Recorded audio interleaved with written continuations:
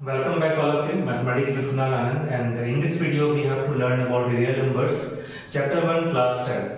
Basically बच्चे यहाँ पे इस रियल नंबर के बारे में बेसिकली रियल नंबर होता क्या है। तो बेसिकली रियल नंबर को हम r से इंडिकेट करते हैं। r बिलोंग्स टू क्या होता है, माइनस इनफाइनाइट टू इनफाइनाइट होता है। ये रियल नंबर्स के बारे में करते हैं। लेकिन यहाँ पे इसका यूज करना क्या है, इक्विलेट्स डिवीजन। आप देख रहे होंगे यहाँ पे थ्योरम मैंने 1.1 लिखा हुआ है, इक्विलेट्स डिवीजन। तो इस वीडियो में बेसिकली हम लोग देखेंगे एक्सरसाइज 1.1 क्वेश्चन नंबर 1 के सॉल्यूशंस। साथ ही साथ समझेंगे कि डिवीजन, इक्विलेट्स डिवीजन लेमा क्या होता है, राइट, और कैसे इसे वर्क करते हैं। ठीक है, तो यहाँ पे लिखा हुआ है रियल नंबर क्या होता है, कोई भी नंबर जो आप थिंक कर सकते हैं, जो आप देखते हैं, और उसकी जो रेंज होती है minus infinite two plus infinite होता है, वो सारे नंबर्स को हम क्या कहते हैं, रियल नंबर्स कहते हैं। अब इंपॉर्टेंट होता है कि इक्विलेट्स डिवीजन लेमा का यूज हम क्यों करते हैं। तो डिवीजन लेमा का मतलब क्या होता है, डिवाइड करते हैं, कुछ रिमाइंडर फाइंड करते हैं। तो बेसिकली जो हम रिमाइंडर थ्योरम पढ़ते हैं, dividend equal to division into quotient plus remainder, उसका हम यूज कर सकते हैं यहाँ पे। उसके हेल्प से हम एचसीएफ को फाइंड करते हैं। एचसीएफ क्या होता है, हाईएस्ट कॉमन फैक्टर होता है। तो हम लोग देखेंगे कि डिवाइड के हेल्प से हम कैसे एचसीएफ फाइंड कर सकते हैं, प्राइम फैक्टराइजेशन के हेल्प से, और इक्विलेट्स डिवीजन लेमा। लेमा एक बेसिकली क्या होता है, एक प्रूवन स्टेटमेंट होता है। ये क्या होता है, प्रूवन स्टेटमेंट होता है बच्चे। ठीक है, स्टेटमेंट का मतलब क्या होता है, जो ऑलरेडी प्रूव्ड है, और उसके हेल्प से हम दूसरे वजह से क्या angle sum properties of triangle होता है कि तीनों एंगल का सम क्या होता है 180 होता है। इससे हम बार-बार यूज कर सकते हैं, क्वाड्रिलेटरल में भी यूज करते हैं। सिमिलरली इक्विलेट्स डिवीजन लेमा क्या होता है, एक प्रूवन स्टेटमेंट होता है जिसके हेल्प से हम क्या करते हैं, एचसीएफ को फाइंड आउट कर सकते हैं। ठीक है, तो देखते हैं हम लोग बच्चे यहाँ पे कि कैसे हम एचसीएफ फाइंड करते हैं। और इसमें भी ये भी बहुत इंपॉर्टेंट रोल होता है कि वैल्यूज को हम कैसे फाइंड कर सकते हैं। तो देखते हैं क्या लिखा है, given positive integer a and b there exists unique integer q and r satisfying this a equal to bq plus r की जो वैल्यू, जो रिमाइंडर होता है जब आप डिवाइड करते हैं किसी नंबर से, तो हमेशा क्या होता है, उस नंबर से छोटा होता है। यह कंप्लीट अगर डिवाइड होगा तो रिमाइंडर हमारा क्या होगा, 0 होगा या लेस देन दिस होगा, लेकिन इक्वल नहीं होगा, क्योंकि अगर इक्वल होगा तो डिवाइड होगा। जस्ट लाइक अगर मैं 2 से डिवाइड करता हूं 7 को, तो 2 3 जा कितना हो गया 6, 1 जो है ना हमेशा क्या होगा 2 से लेस होगा, और ये पॉसिबिलिटीज होगा रिमाइंडर का। ठीक है, अभी हम देखते हैं कि इक्विलेट्स डिवीजन लेमा को कैसे यूज करते हैं यहाँ पे, और वैल्यूज को कैसे फाइंड आउट करते हैं। ठीक है, इसको देखते हैं। तो एक्सरसाइज 1.1, ये हम क्वेश्चन नंबर फर्स्ट का पहला पार्ट देखते हैं। क्वेश्चन नंबर 1 कह रहा है एनसीईआरटी में बच्चे, use Euclid's division algorithm to find the HCF of 135। पहला है 135 एंड 225। एचसीएफ फाइंड करना है। एचसीएफ क्या होता है, हाईएस्ट कॉमन फैक्टर होता है। एचसीएफ को कहते हैं हाईएस्ट कॉमन फैक्टर। तो आप कैसे डिवाइड करोगे, पहले इससे डिवाइड करते हैं 2 to 5 के अंदर। 2 to 5 में हम क्या करते हैं, 135 से डिवाइड करते हैं। तो वैल्यू क्या होगा, वन टाइम में 135 होगा, माइनस करते हैं, 5 में से 5 गया तो 0 हो गया, 12 में से 3 गया तो 9 हो गया। ठीक है, ये 0 हो गया। अब मैं क्या करूंगा, 90 से डिवाइड करूंगा 135 में, तो 90 बन जाए कितना हो गया, 90 हो गया, माइनस करते हैं तो 5 हो गया, 19 में 39 गया 4 हो गया, 45 हो गया, राइट। अब 45 से आप क्या करते हैं, 90 में डिवाइड करते हैं। ठीक है, कितना होगा, 45 2 जा 90 हो गया, कंप्लीट डिवाइड हो गया। लास्टली क्या हो गया, 45 से जब हम डिवाइड करते हैं तो हमारा क्या हो गया, कंप्लीट डिवाइड हो गया। इसका मतलब है क्या, एचसीएफ हमारा कितना होगा, 45 होगा। ये हमने डिवीजन रूल का यूज किया, बट हम इसे कैसे लिखते हैं, यहाँ पे a इक्वल टू क्या होता है, bq plus r according to Euclid's division lemma, right. According to Euclid's division lemma, right. तो a कितना होगा हमारा 225, क्योंकि 225 इज ग्रेटर देन 135। अब आप लिखेंगे 225 इक्वल टू b में होगा तो 135 इंटू q की वैल्यू पहली बार कितना था 1, यहाँ पे मैंने लिखा 1, रिमाइंडर कितना था पहली बार में 90 था, तो पहली बार में 90 लिख दिया यहाँ पे, क्योंकि r की वैल्यू हो गया देखो BQ प्लस R, और ये जस्टिफाई भी कर रहा है जो r होगा हमारा 0 से ग्रेटर होगा r, लेस देन कितना होगा 135, इस सिचुएशन में देखो जस्टिफाई कर रहा है।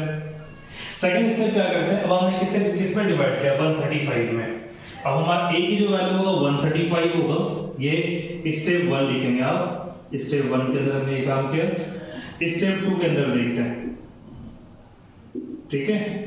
स्टेप 2 में क्या होगा 135 को हमने किससे डिवाइड किया 90 से, तो 90 को 90 बन जाए 90 प्लस 45 हमने किया था, जो कि हमारा क्या था r की वैल्यू था।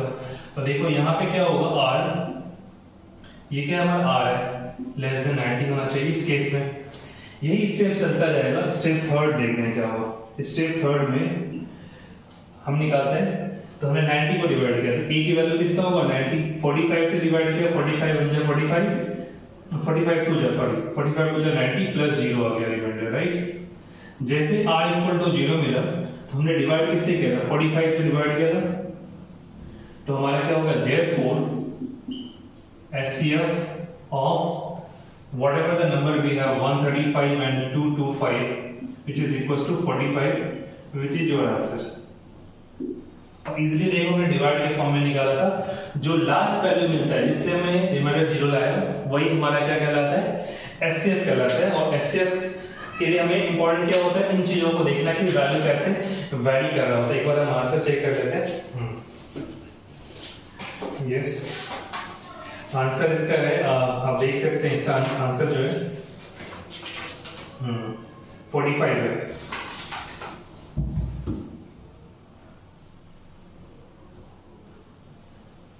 इस क्वेश्चन में हमने देखा फर्स्ट पार्ट एक्सरसाइज 1.1 का, ठीक है। अब देखते हैं क्वेश्चन नंबर 1 का सेकंड पार्ट। इसमें क्या डिवाइड कर रहे हैं, किस तरीके से हम वैल्यूज को फाइंड कर सकते हैं। बहुत ही आसान है और हम लोग देखेंगे अभी लास्ट में थोड़ा सा कि किस तरीके से हम लोग फाइंड कर सकते हैं अलग मेथड से। फर्स्ट हमने अभी सॉल्व किया, देखते हैं क्वेश्चन नंबर 2 क्या कहते हैं। Find HCF 196 and 38220। तो मैं पहले यहाँ पे डिवाइड करूंगा 196 से 38220। ये काम आप रफ में भी कर सकते हैं, फेयर में भी कर सकते हैं, कोई प्रॉब्लम नहीं है। तो मैं पहले देखूंगा 196 इंटू 2 कितना, 2 2 जा 4, 3 9 2 जा 18, 1 384 ज्यादा हो ये, तो हम यहाँ पे वन टाइम में यूज कर सकते हैं 196। तो रिमाइंडर कितना मिला,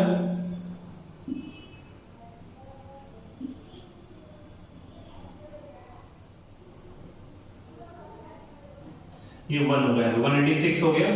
अब आप 2 ले आते हैं, राइट। 186 इंटू 2, तो 10 टाइम्स में तो हुआ नहीं, तो 196 को 9 से इंटू करके देखते हैं कितना रिजल्ट आता है।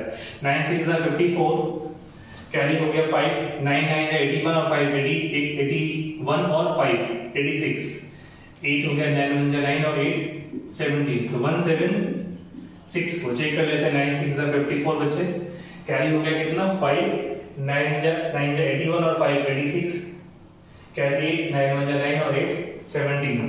Now you have to subtract. अब आप सोच रहे हैं सर आपने डिवाइड क्यों नहीं किया, कंप्लीट डिवाइड होना चाहिए वन टाइम में, तब आप उसके रिमाइंडर से डिवाइड करते हैं इस वैल्यूज को, ठीक है।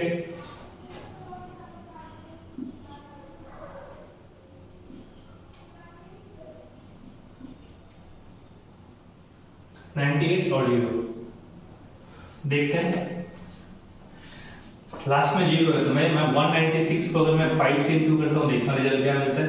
5 6 जा 30, कैरी हो गया कितना 3, 5 9 जा 45 और 3 48, कैरी 4 9 1 जा 9, 5 1 जा 5 1 4 9 980, कितना हो गया 980, कंप्लीट हो गया डिवाइड। इसका मतलब है क्या, ये कितनी बार में 9 और 5 में। तो अब आप देखोगे कि 196 से जब मैंने इस नंबर को डिवाइड करा तो ये कंप्लीटली डिवाइड हो जा रहा है, रिमाइंडर कितना मिला मेरा 0 आ गया। इसका मतलब है आप लिख सकते हैं यहाँ पे 38220 is greater than 196, okay. which is greater than, तो स्टेप 1 में क्या लिखेंगे आप इक्विवेलेंस डिवीजन लेमा के अकॉर्डिंग कि 38220 which is equal to लिखेंगे आप 196 into 195 plus 0 because ये a हो गया ये b हो गया क्या था ये q की वैल्यू जो क्वोशेंट हो गया और रिमाइंडर हो गया ये r। ठीक है, एचसीएफ जब हम फाइंड करते हैं तो बेसिकली रिमाइंडर फाइंड करना बहुत ही इंपॉर्टेंट हो जाता है जो हमने यहाँ पे फाइंड कर लिया। hence HCF of 196 and 38220 which is equals to किससे डिवाइड करना है 196 से, तो रिमाइंडर 0 मिला, तो ये 196 हमारा क्या होगा आंसर होगा। This is the answer of second part. ठीक है, और हमेशा इसे चेक करना है कि ग्रेटर वैल्यू में से स्मॉलर वैल्यू से डिवाइड करके, ये आप काम रफ में भी कर सकते हैं या इसके स्टेप्स को आप कंप्लीटली लिख सकते हैं। देखते हैं क्वेश्चन नंबर 1 का थर्ड पार्ट। ओके बच्चे, आई होप कि आपको समझ में आ रही है चीजें कि इक्विवेलेंस डिवीजन लेमा कैसे काम करता है।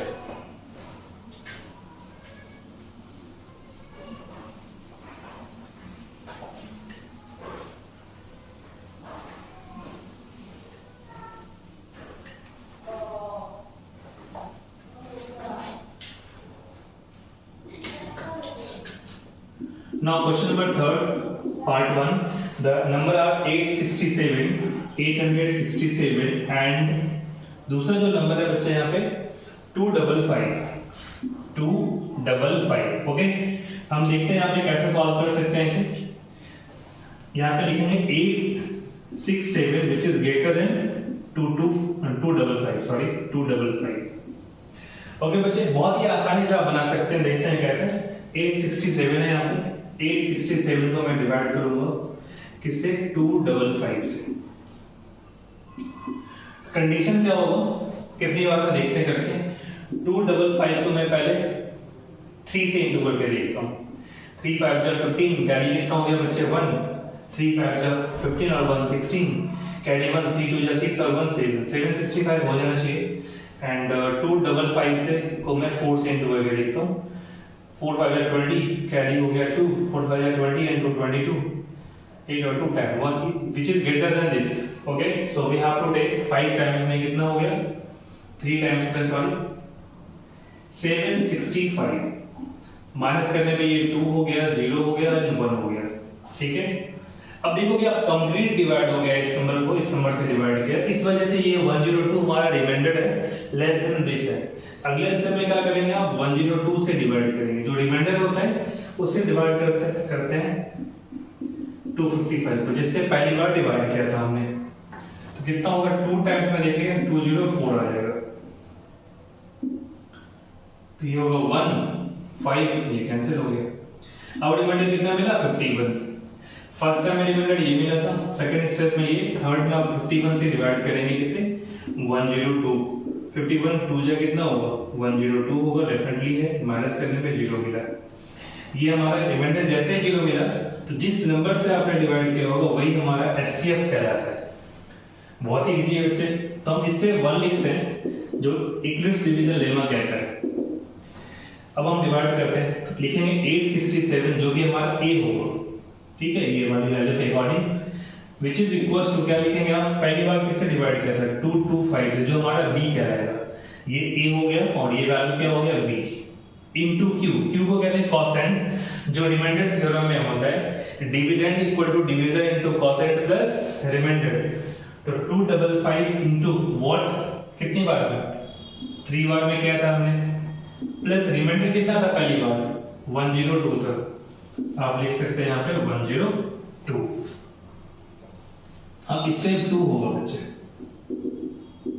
स्टेप 2 में क्या होगा देखो आपने क्या किया, अब 255 की वैल्यू हो जाएगा a की वैल्यू, b इस बार होगा 102, आपने 2 टाइम्स में अप्लाई किया, रिमाइंडर हो गया कितना 51 हो गया, ये r की वैल्यू हो गई। ठीक है, दिस इज r। अब 51 रिमाइंडर, जब तक रिमाइंडर आपको 0 नहीं मिलता है तब तक आप क्या करते हैं ये प्रोसेस को फॉलो करते हैं। तो देखिए स्टेप 1, स्टेप 2, स्टेप 3, बहुत ही सिंपल स्टेप में मैंने आप लोगों को बताया, इसको आप इजीली देख सकते हैं। अब आप क्या करेंगे, जो आपकी a की जो वैल्यू हो जाएगी वो 102 हो जाएगी, जिससे आपने सेकंड टाइम डिवाइड किया था। हमारा रिमाइंडर 151 था, तो ये यहाँ हो गया, डिवाइड किया आपने 2 से, प्लस 0 हो गया क्योंकि कंप्लीट डिवाइडर है। यस, r इक्वल टू क्या हो गया, 0 आ गया। Hence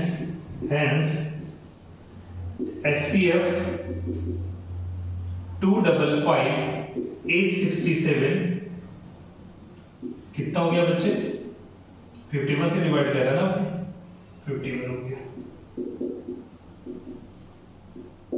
okay,